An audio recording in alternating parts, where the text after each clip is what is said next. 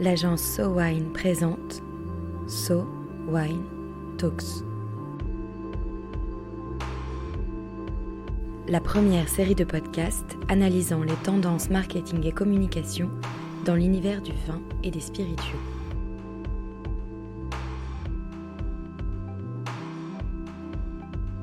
Depuis quelques années, on s'intéresse de plus en plus au savoir qui émerge d'un travail en équipe constructif appelé intelligence collective. Comment s'explique exactement l'intelligence collective aujourd'hui ? Qui en sont les acteurs ? Comment la penser à l'heure du bouleversement technologique ? Décryptons l'intelligence collective, aujourd'hui avec Arnaud Daffy. Tout d'abord Arnaud, est-ce que vous pouvez nous expliquer ce qu'est l'intelligence collective et quels en sont les principes ? Eh bien d'abord, l'intelligence collective, c'est vraiment une philosophie de travail. On part du principe que lorsque l'on met plusieurs personnes, plusieurs cerveaux ensemble dans une même salle pour réfléchir, ce qui va en ressortir sera sûrement plus intéressant et plus riche que si on laisse ces personnes et ces cerveaux travailler individuellement dans leur coin. Donc l'intelligence collective, ce sont toutes les techniques d'animation, de ce qu'on appelle la facilitation, qui vont permettre de créer les conditions pour que ces personnes travaillent ensemble. Alors ça fait appel à plusieurs principes un peu de base. Le premier principe, qui est sûrement le plus fondamental, c'est que toutes les paroles se valent. En intelligence collective, il n'y a plus de chefs, il n'y a plus de stagiaires, il n'y a plus que différentes personnes qui voient le problème chacune à leur façon. Et ça, c'est essentiel. C'est aussi une des raisons pour lesquelles ça a beaucoup été utilisé dans le milieu associatif à l'origine et dans les milieux qu'on va appeler plutôt alternatifs. Le deuxième grand principe, c'est que toute la richesse vient de la diversité des profils. Mais beaucoup d'organisations travaillent en silo, un peu chacun dans son coin. Le commerce avec le commerce, la direction avec la direction, la production avec la production.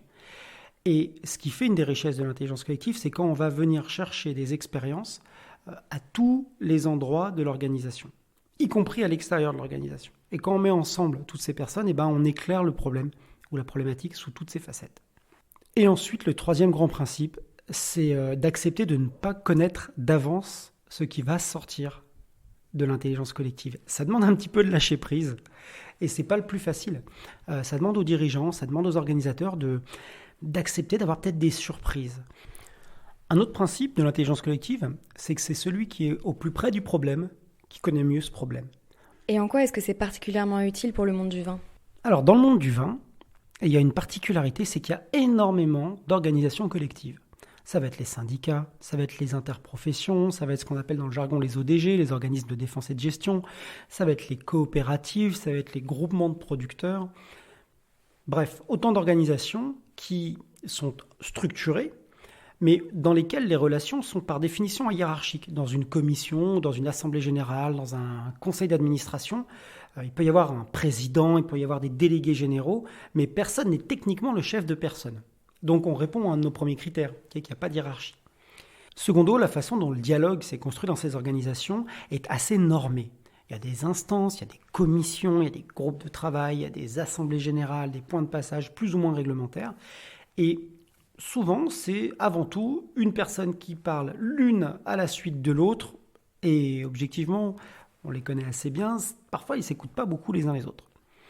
Donc là, l'intelligence collective, de par la nature même de toutes ces organisations, c'est quelque chose qui fonctionne très très bien, parce que ça permet aux gens de s'écouter et vraiment de travailler ensemble. Mais alors très concrètement, ça se passe comment ?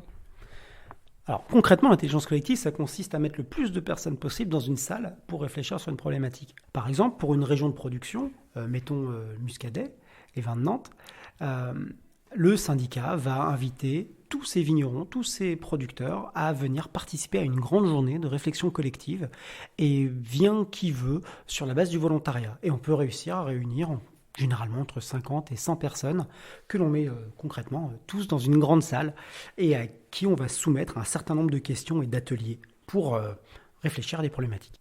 Et concrètement, d'atelier en atelier, alors il peut y avoir beaucoup de types de livrables imaginables, mais on va pouvoir valider une stratégie de communication. On va pouvoir recueillir des éléments pour construire cette stratégie de communication. On va pouvoir définir un plan d'action. On va pouvoir même choisir la couleur d'un logo si on veut. En fait, on va pouvoir faire exactement ce qu'on veut. Le tout, c'est la question à laquelle on a envie de répondre. Et est-ce que vous avez des exemples de moments où l'intelligence collective a été particulièrement utile, vous, dans votre vie professionnelle chez So Wine ? Alors, on a plein d'exemples. Et c'est vrai qu'à chaque fois qu'on organise des séances en intelligence collective, que ce soit à 15 personnes, 50 personnes, 100 personnes, le feedback est systématiquement le même. Ça fait longtemps qu'on n'avait pas autant discuté, qu'on n'avait pas autant échangé. Et il y a énormément d'exemples de gens qui se sont dit des choses qui ne se disaient pas d'habitude. Pourquoi ? Parce que le contexte ne s'y prêtait pas. Je vais vous donner un exemple, par exemple, dans une interprofession, un débat sur le bio. J'ai souvenir qu'il y avait des petits producteurs qui ne comprenaient pas pourquoi les exigences du syndicat, par exemple, ne demandaient pas que tout le monde soit en bio, par exemple, pour faire partie de ce syndicat. De le mettre dans un groupe de travail à 4, où il a dû discuter avec une personne en face de lui qui était un grand producteur, quelqu'un qui avait 400 hectares, et qui lui expliquait les contraintes techniques de l'impossibilité pour lui de tout de suite passer en mode bio.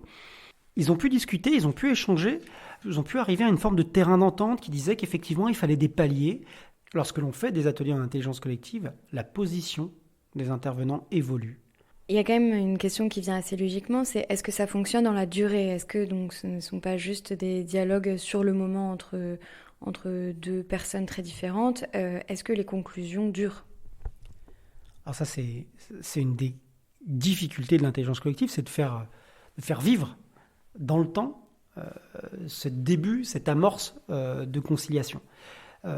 Là, c'est le rôle des organisations que de recréer des temps, que de donner de la fréquence, par exemple. Et ce qu'on remarque souvent, c'est que lorsqu'on arrive à faire venir un groupe d'une 50aine, par exemple, de producteurs d'une appellation, on leur donne rendez-vous souvent 1 mois ou 2 mois après pour les étapes suivantes, et à 95%, ils reviennent.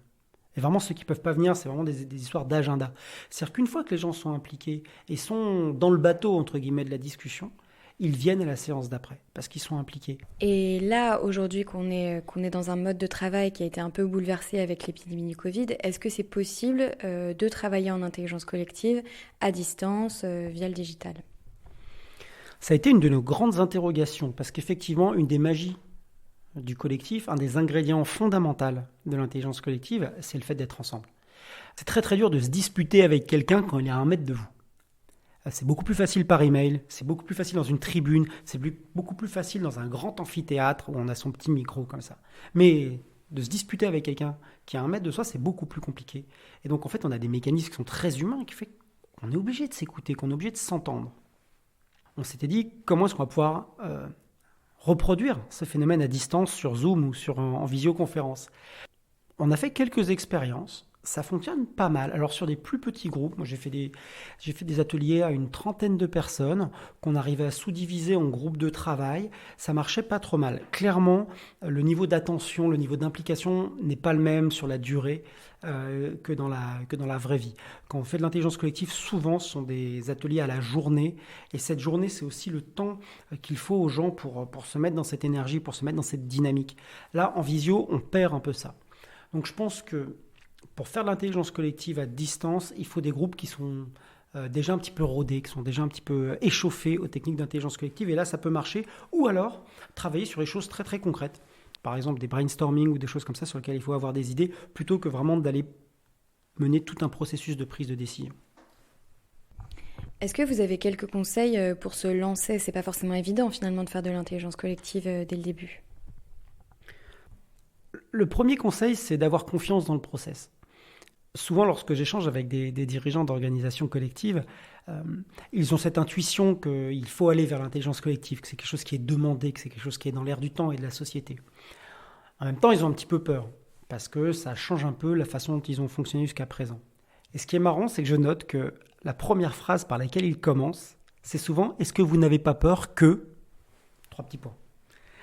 Est-ce que vous n'avez pas peur que les gens se disputent ? Est-ce que vous n'avez pas peur qu'on n'arrive à rien ? Est-ce que vous n'avez pas peur qu'on rabâche des idées déjà connues ? Est-ce que vous n'avez pas peur que les gens décident des choses qui soient complètement impossibles ? Et je les ai toutes entendues, ces questions. Est-ce que vous n'avez pas peur que… Alors, ma réponse, généralement, c'est non. Je n'ai pas peur, parce qu'en fait, ça ne se passe jamais. Les gens ne se disputent jamais. Non, les gens ne demandent pas n'importe quoi, parce que c'est pas possible de demander n'importe quoi devant tout le monde. C'est beaucoup plus facile de le faire tout seul dans son coin, mais quand on est en collectif, c'est beaucoup plus difficile. Et parfois, effectivement, il n'en ressort pas de grandes révolutions. Et c'est pas grave, c'est peut-être qu'aujourd'hui, le groupe ou le collectif, il n'est pas prêt à une évolution importante. C'est aussi un indicateur qu'on a un groupe qui est bien là où il est, ou qui n'est pas dans la dynamique d'un grand changement, et c'est un indicateur extrêmement important à prendre en compte. Donc, le conseil, avant tout, c'est faire confiance à son collectif. Le deuxième conseil, c'est de passer beaucoup de temps à préparer la facilitation et l'animation. Nous, on passe beaucoup de temps avec nos clients en amont à imaginer les ateliers. À tel point, et ça c'est une petite anecdote, que pendant la journée d'intelligence collective, nous, en tant que facilitateurs, on donne un peu l'impression de rien faire. Parce qu'en fait, les ateliers sont calés, les groupes généralement ne sont pas animés, les groupes s'auto-animent. Et moi, je vois qu'une organisation a compris ce qu'elle était en train de faire quand j'ai un participant qui vient me voir à la pause et qui me fait « Bah dites donc, vous avez quand même un joli métier, vous, c'est nous qui faisons tout ». Et quand les gens viennent me dire ça, je vois qu'ils ont compris qu'en fait, effectivement, c'est eux qui font tout. Parce que l'intelligence collective, c'est ça, c'est le participant qui fait. Donc le conseil, c'est faire confiance dans le process, beaucoup de préparation en amont, laisser aller les choses là où elles doivent aller, sans chercher à contrôler le contenu. Et puis oui, ici, le dernier conseil, c'est ne pas avoir pris la décision avant de demander l'avis aux gens. Parce que sinon, c'est plus de l'intelligence collective qu'on fait, c'est une forme de conduite du changement pour faire passer des idées, et ça marche pas. En revanche, moi, ce que je peux garantir, c'est que dans 100% des cas, et j'ai eu l'occasion de mener un certain nombre d'ateliers, dans 100% des cas, les gens ensuite se sentent plus impliqués, se sentent beaucoup plus dans la dynamique, ça crée du lien, ça crée de l'écoute, et ça, pour moi, c'est fondamental dans les organisations d'aujourd'hui. En tout cas, vous avez l'air très convaincu par l'intelligence collective. Oui, bien sûr, je suis convaincu, j'y crois parce que je vois ce que ça produit comme effet. Je vois ce qui se passe dans les groupes. Je vois que des gens qui ne se parlaient pas se mettent à se parler. Je vois que des gens qui étaient cristallisés les uns contre les autres trouvent des chemins d'entente. Surtout, je vois des gens qui venaient s'ennuyer en réunion, s'ennuyer en conseil d'administration ou en assemblée générale, reprendre goût au collectif, reprendre goût à participer et avoir l'impression de construire quelque chose avec les autres. Donc oui, bien sûr que c'est difficile de ne pas être convaincu quand on voit ce que ça produit, quand on met les gens ensemble dans une pièce.